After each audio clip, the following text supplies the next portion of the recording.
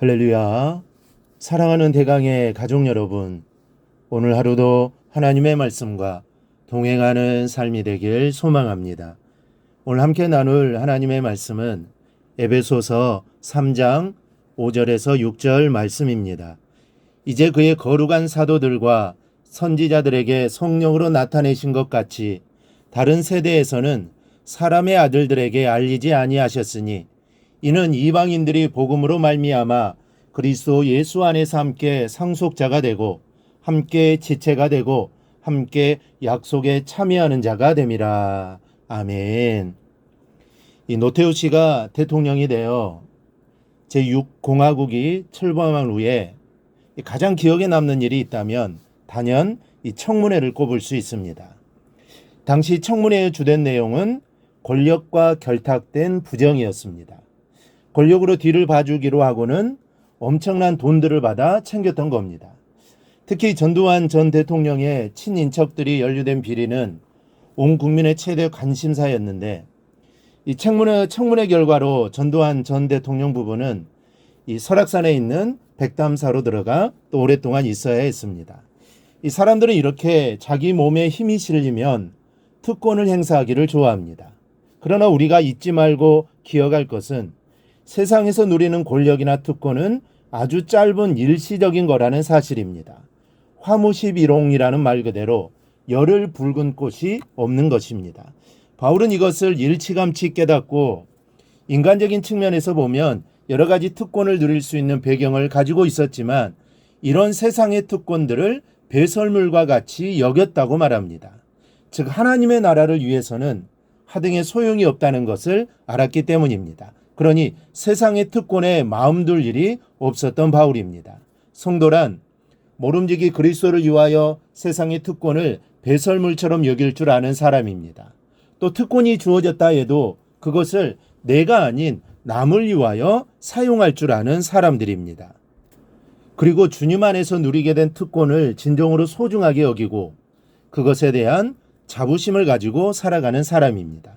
오늘 본문은 이방인이었던 우리가 복음으로 하나님 백성이 되어 누리게 된 특권을 열거하고 있습니다. 먼저는 후사의 특권입니다. 후사는 상속자를 말합니다. 그런데 기억해야 할 것은 상속자도 상속자 나름이라는 겁니다. 아무리 부모의 재산을 이어받을 상속자가 틀림이 없다 하더라도 부모가 별 볼 일이 없으면 소용이 없습니다. 어떤 부모는 자녀에게 빚더미를 상속하는 부모도 있습니다. 또 수치스러운 불명예를 자녀들에게 남겨주는 부모도 있습니다. 유전적인 불치의 질환을 상속하는 부모도 있습니다.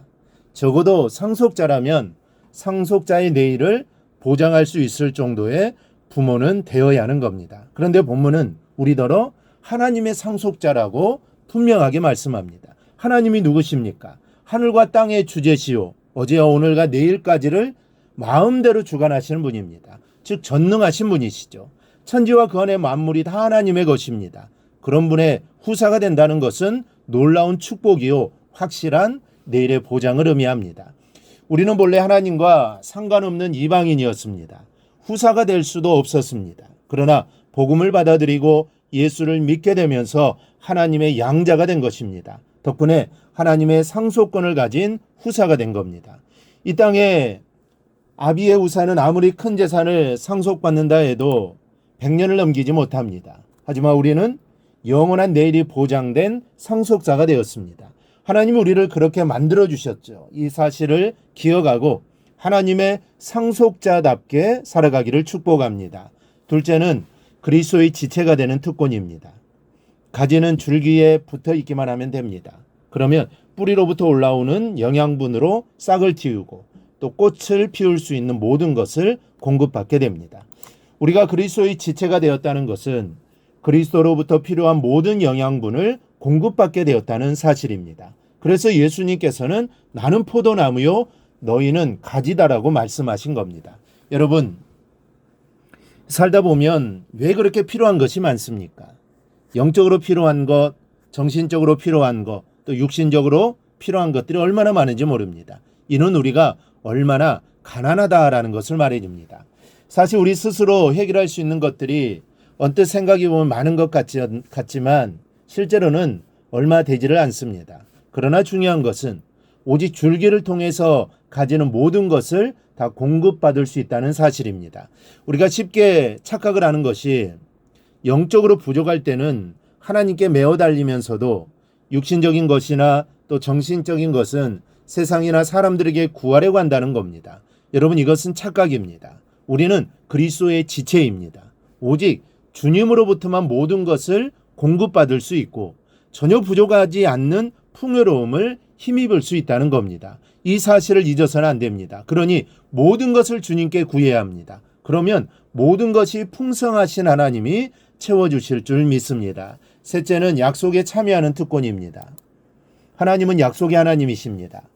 아브라함을 불러내실 때도 약속하셨고 야곱이 외삼촌 라반의 집으로 도망갈 때도 돌베개를 베고 자던 그에게 약속해 주셨고 요셉에게는 꿈을 통하여 약속을 주셨습니다.